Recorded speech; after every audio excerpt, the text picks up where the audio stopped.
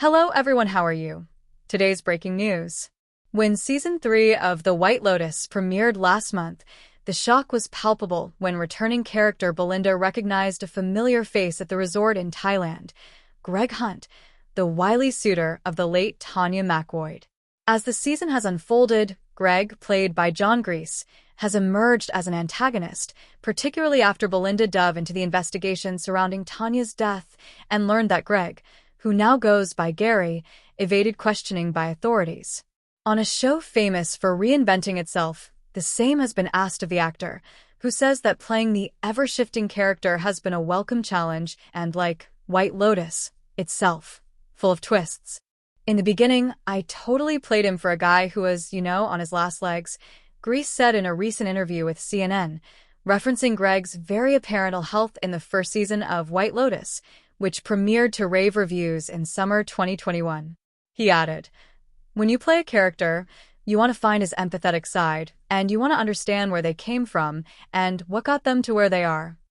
But when he was contacted by creator Mike White about appearing in Season 2, Gries realized he would have to adjust his framing of Greg, despite having previously imagined a comprehensive history for him on his own.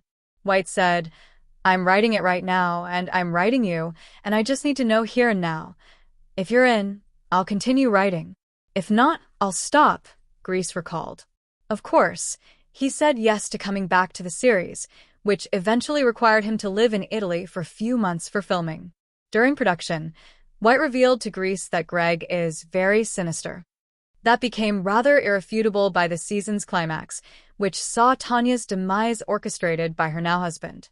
Come Season 3, Gries had to rewrite Greg's backstory again, this time drawing from some unlikely sources for inspiration, like HBO docuseries The Jinx, about late convicted killer Robert Durst, and the case involving the man who came to be known as the Tinder swindler.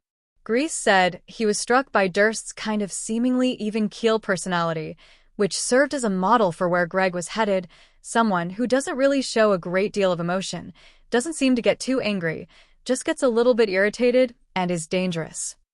There's a bridled rage underneath. And those kind of people I find, at least with respect to Gary, fascinating, he said. And yet, while searching for an empathetic way back to portraying his character, Gries kept wondering if there was anything still redeeming about Greg. An important wake-up moment came during a decisive conversation he had with White just before filming in Thailand, in which the show's creator said of Greg, in no uncertain terms, "He's a psychopath." And that was it. It was like, back to the drawing board. "And it really did help me," Gries said. The penultimate episode of the series will air on Sunday, an evening that, thanks to Lotus and other shows, has again become a night of appointment viewing amid a general move away from binge-watching. Gries said he appreciates the shift. "We're a society that in a weird way doesn't understand the beauty of waiting. The beauty of the space between the notes," he shared. "If I binged White Lotus, I'd feel like I just ate too many chocolates. It just wouldn't be the same. You need to process this." The White Lotus airs Sundays at 9 p.m. Eastern Daylight Time on HBO, with the episode available to stream on Max. HBO and Max, like CNN, are owned by the same parent company, Warner Bros. Discovery.